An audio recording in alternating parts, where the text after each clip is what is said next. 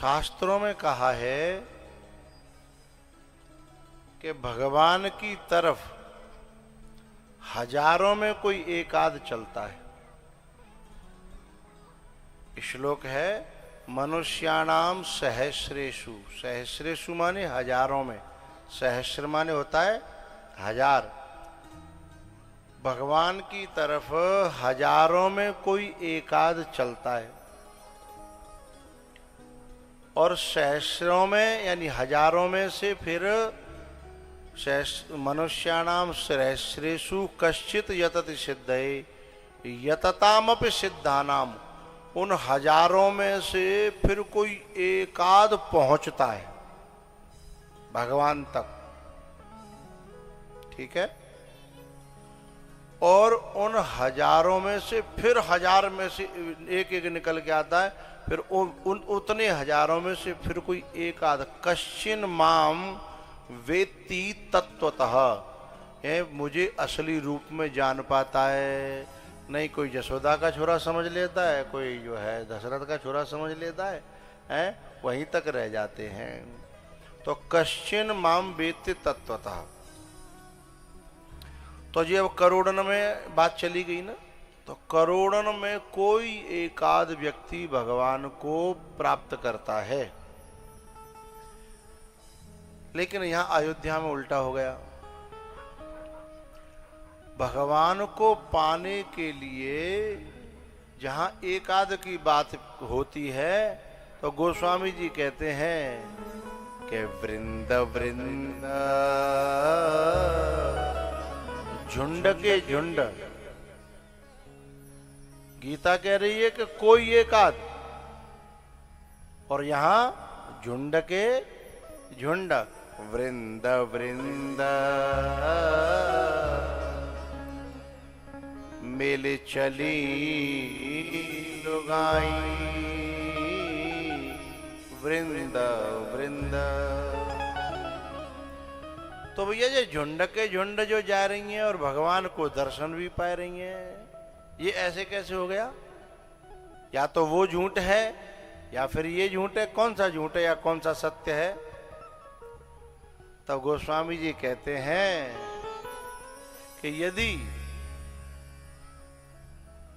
एक मन के और एक चाल के और मिल के चलें तो लाखों लोग भी, क्योंकि यहां वृंद वृंद मिले।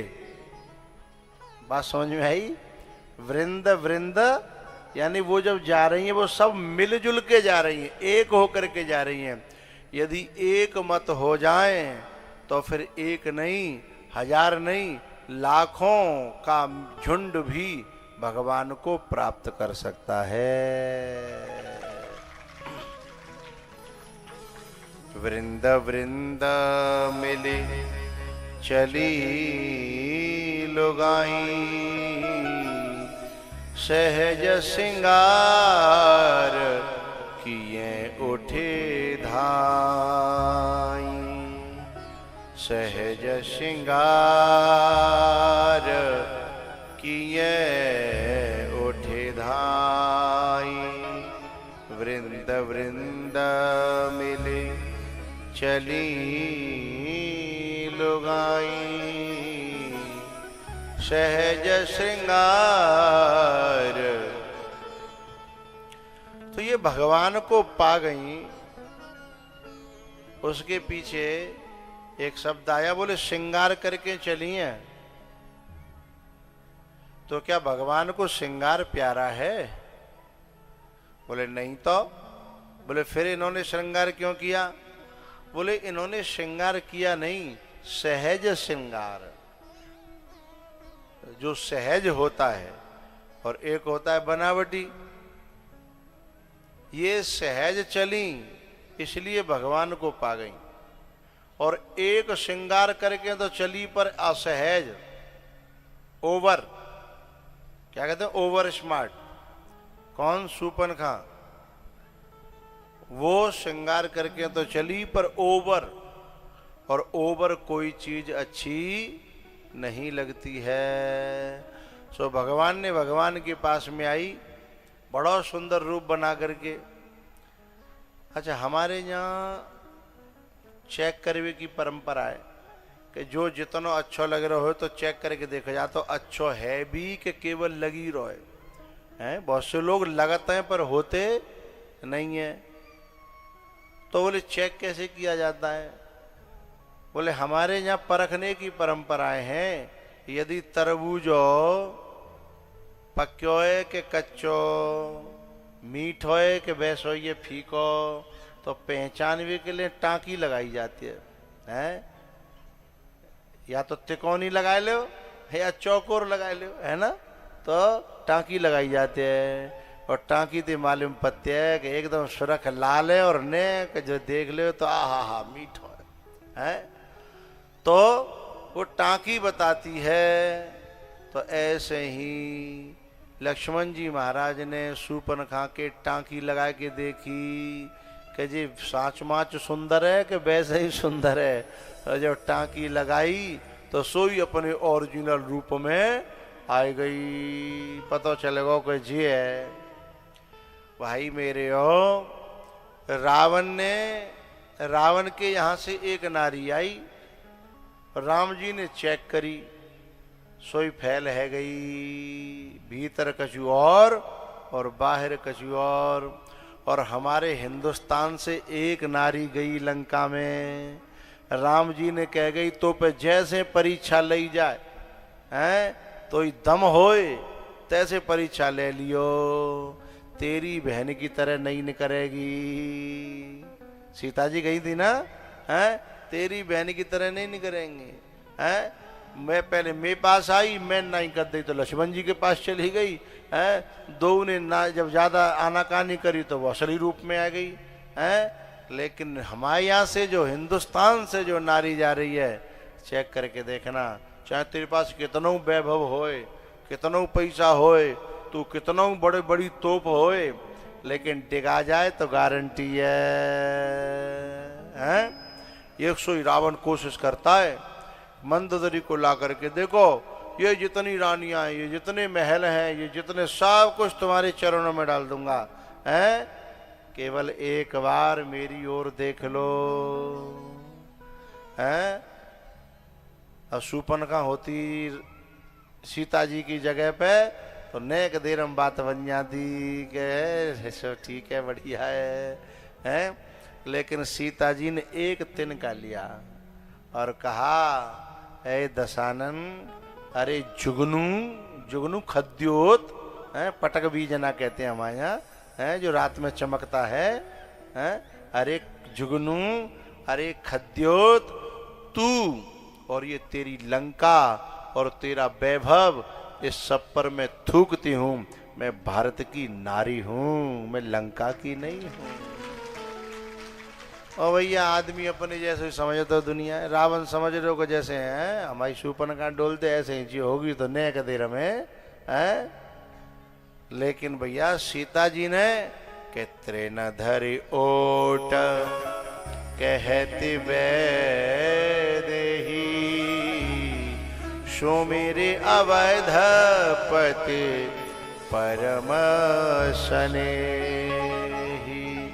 त्रिन धरि ओट कहते देही,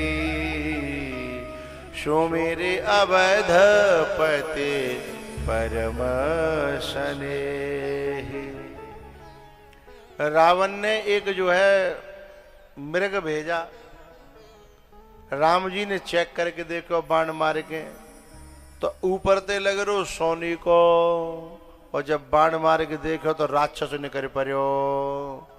तब हनुमान जी, जब राम जी ने फिर हनुमान जी भेजे कि साहब हमारी तरफ तो मृग आ रहा है, वो धरती का मृग था, ये शाखा मृग है, वो धरती पे कूदता है, ये शाखाओं पर कूदता है।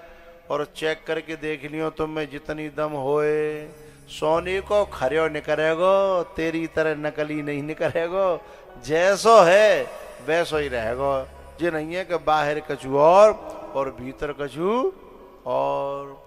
हमारे हिंदुस्तान को इसी बात से नफरत है, जब कोई व्यक्ति दोहरा चेहरा लेकर के बात करता है ना, मुझे नहीं कहना चाहिए अभी जो हमारे जो मित्र लग रहे हैं ना, जो देश दोहरे चेहरे हमारे साथ बनाते हैं, ऊपर से मित्र लग रहे हैं और भीतर से हमारे दुश्मनों का संग दे रहे हैं, उनकी हेल्प कर रहे हैं भीतर ही भीतर। ये लगता है, ये जो अमेरिका है ना, ये लगता है हमें अपना सा, अपना मित्र सा है, लेकिन जाने जब जब जब करी है तो भीतर से गद्दारी करी है। ये तो हमारी अपने संस्कार हैं कि हम अपनी तरफ से निभाते रहते हैं, लेकिन भीतर भीतर सप्लाई करेगा जहाँ जहाँ हमारे दुश्मन हैं उन सब के, और ऊपर से कहेगा मैं हिंदुस्तान का मित्र हूँ, आई लव इंडिया कहता, आई लव इंडिया। अरे तू का लव इंडिया कहता है, तू बनावट में विश्वास रखता है और हिंदुस्तान ओरिजिनलिटी में विश्वास रखता है साहब। यहाँ जो मिलेगा वो जैसा है तैसा मिलेगा। हाँ, और तुम्हारे दिखाने के अलग दांत हैं और खाने के अलग दांत हैं। जब हमारे यहाँ से हनुमान जी गए तो सोने को 4 तरह से परखा जाता है, घिस करके हैं, और छेद करके हैं, काट करके और आग में जला करके। हनुमान जी को सब तरह से चेक किया, मारे लात ठोक ठोक करके हैं, और जो है फिर अंतिम में तो आग लगा के भी देखा। और आग लगाने के बाद में अचंभे की बात यह है कि जो सबसे जल्दी जो चीज जलती है दुनिया में, बाल सबसे जल्दी जलता है। हाँ या ना बोलो? बाल जो है, मैं भुक्तभोगी हूं। बोले कैसे? जब मैं बाजमाने में जहाँ लखनपुरा में आमत का हम इतनी लंबी दाढ़ी आती है हमारी है, और वो दाढ़ी हथकाई तो कोई कोई घर ऐसे होता है जो गुरु मानते हैं तो वो भी आरती उतारते हैं भाई, और आरती बिल्कुल मुंह पे ले आमते है, मोर दाढ़ी की चिंता रहती। जो ने को आगे आई तो हुर्र रह जाएगी है, और लोग पहचाने वो बंद कर देंगे कि बेई बाबा है कोई और है, और बे आगे आमद जाता है, मैं दाढ़ी पकड़ के पीछे करते जाता दो, नहीं अगर 1 मिनट नहीं लगती। तो बाल सबसे जल्दी जलता है, लेकिन हनुमान जी की पूंछ का, अरे साहब पूंछ तो छोड़ो, बाल तक नहीं जला। और बाकी लंका सोने की होते हुए, हाँ, जारा नगर निमिष एक माही, एक विभीषण कर ग्रह नाही, एक विभीषण कर ग्रह नाही, जारा नगर निमिष एक माही। तो बात चली है कि भगवान सहज श्रृंगार से मिलते हैं, ओवर से नहीं मिलते। ओवर करके आई थी शूर्पणखा, इसलिए बेचारी को नाक कटा के जाना पड़ा। और सवरी सहज श्रृंगार करती है, जनकपुर की नारियां सहज श्रृंगार करती हैं, और ये अयोध्या की नारियां सहज श्रृंगार किए उठे धाई, वृंद वृंद मिले चली लोगाई। तो जो सहज रहता है ना, सहज है, नेचुरल, जेन्युइन है, वह व्यक्ति भगवान को प्राप्त कर लेता है। और जो बनावट में जीता है ना, भगवान तो दूर, उसे शांति तक नहीं मिलती। भगवान तो दूर, शांति तक प्राप्त नहीं होती है उस व्यक्ति को। एक बात देखना आप, जब हमारे मन में कोई चोर बैठता है ना, हमारे मन में जब कोई चोर बैठता है और पीछे, कैसे उदाहरण दूं, हाँ, यहाँ बगल में अमरूदों का बगीचा है,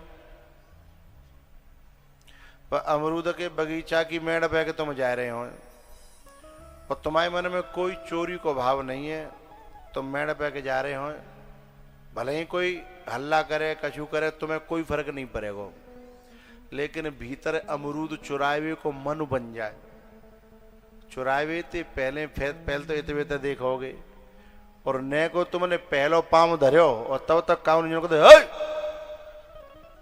मई ठोर गिर पर हो गए।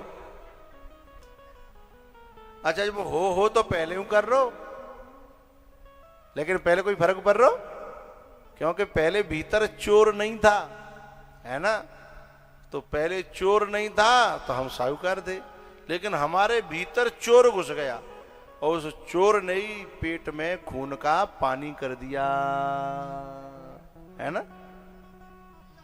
हाँ, हरिया हरिया तो खून का पानी हो जाता है। तो जिसके जो सहज होता है ना वो परमात्मा को प्राप्त कर लेता है, और जो बनावट वाला होता है वो भगवान को तो छोड़ो, वो शांति से जी नहीं सकता, शांति से रह नहीं सकता। तो सहज श्रृंगार किए उठ धाई, वृंद वृंद मिले चली लुगाई। दशरथ जी महाराज ने और जो अपने खजानों की चाबी फेंक दी, वैसे दान ना करे हैं, चाबी फेंक दी कि जा पे लूटे जाए सो लूट ले। अब लूटे वाले चले तो गोदाम आते, भाई राजा थे, बड़े राजा थे, उनके गोदाम के गोदाम आते। तो एक जनो जो है वो बाजरा की बोरी पीठ पे लाद के चल दो, और बाजरा की बोरी लाद के चल दो, तो एक बीच में दूसरों मिलो कालाए और बोले बाजरा है, बोले बाजरा पे मरी गो है, बगल में सरसों आती है, बाजरा सस्तो है सरसों महंगी है। बोले तो भाई अब क्या करूं, सुबह ने वो बाजरा की बोरी वहीं पटक दी। अच्छा दशरथ जी ने दिन डूबे तक के लिए चाबी फेंकी, अब ने क्या करो कि बाजरा की बोरी वहीं पटक दी, सरसों ले चले गो। तो सरसों के गोदाम में थे, सरसों की बोरी ला दी, जब लौट के चले के आए रहो सो बीच में एक और मिल गो शमशाबाद को। बोले काल आयो रे, बोले अब तो सरसों है, बोले सरसों पे ही मर गो, बगल में चांदी का गोदाम है, तो देख मैं चांदी लाया हूं, सो मई ठोर मर गो बेचारो। बाने मई फिर फेंकी वो सरसों की बोरी, बोले तो चांदी लांगो। अब के बाने चांदी लाद ली, अब चांदी लाद के जैसे ही चलो सो एक जो भाई मिल गो कुंडल गो है, पानी के काल आयो रे, बोले अब तो चांदी है, बोले मर गो, बगल में सोने को गोदाम हो तो फ्री लुट रोए। तो सवेरे ते सांझ तक एक है छोड़ के एक है पटकत रहो, सोई दिन मुद गो, एक हाथ नहीं पड़ो है।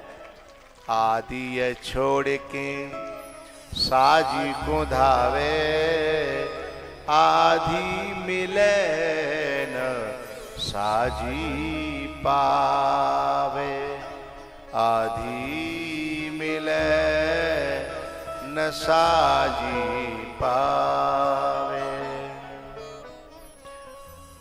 भैयाओ इस प्रकार से भगवान जो है चार रूपों में प्रकट भये, थोड़े से बड़े भये, और जब गुरु जी के यहाँ पढ़वे गए तो कौन पढ़वे गए हैं, जाकी सहज श्वास श्रुति चारी, जो स्वयं वेद स्वरूप है, ज्ञान स्वरूप है, जिसकी सांसों में वेद बसे हैं, वो पढ़ने के लिए। किसी ने पूछा कि भगवान क्यों पढ़ रहे हो, बोले दुनिया को ये बताना चाहता हूं कि तुम चाहे परमात्मा हो जाना है, चाहे मैं स्वयं ईश्वर ही क्यों न हूं, लेकिन बिना गुरु के उद्धार होता नहीं है, इसलिए मैं भी पढ़ रहा हूं, मुझे भी पढ़ना पड़ रहा है। भैया राम जी जो है ना जब पढ़ने गए हैं तो अल्पकाल विद्या सब आई, अल्पकाल थोड़े ही समय में सारी विद्याएं आ गई। बोले थोड़े ही समय में क्यों आ गई, अब मुझे यहाँ एक बहुत प्यारी सी बात कहनी है। पढ़ना अलग बात है और विद्यावान होना अलग बात है।